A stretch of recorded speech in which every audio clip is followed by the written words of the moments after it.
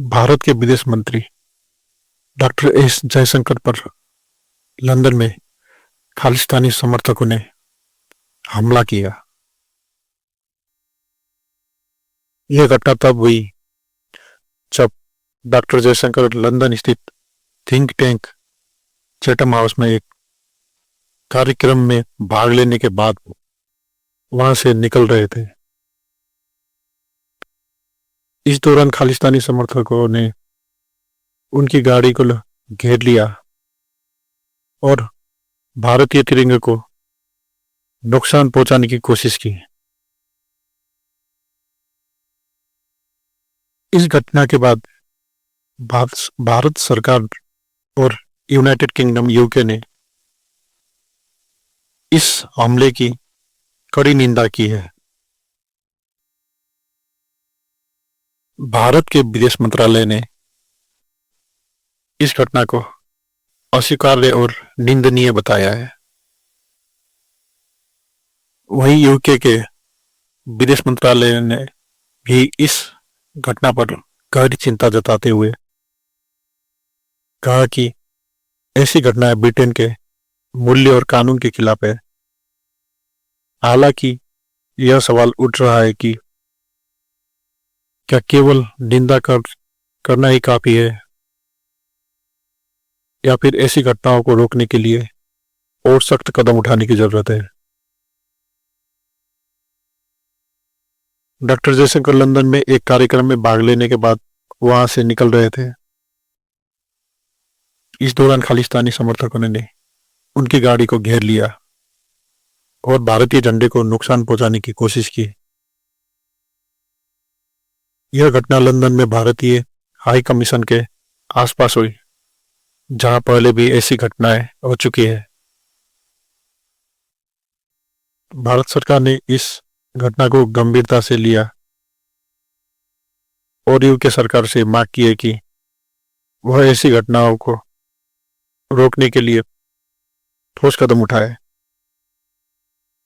भारत के विदेश मंत्रालय ने कहा कि यह घटना न केवल भारत के विदेश मंत्री के लिए बल्कि पूरे भारत के लिए अपमानजनक है। यूके के विदेश कार्यालय ने भी इस घटना पर चिंता जताई और कहा कि वह ऐसी घटनाओं को रोकने के लिए प्रतिबद्ध है।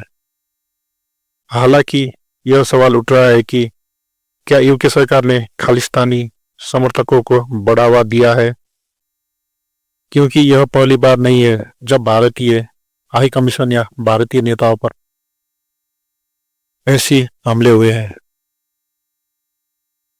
इस घटना के बाद भारतीय विदेश मंत्री की सुरक्षा को लेकर गंभीर सवाल उठे हैं। विशेषज्ञों का कहना है कि भारतीय नेताओं की विदेश यात्राओं के दौरान उनकी सुरक्षा को और मजबूत किया जाना चाहिए।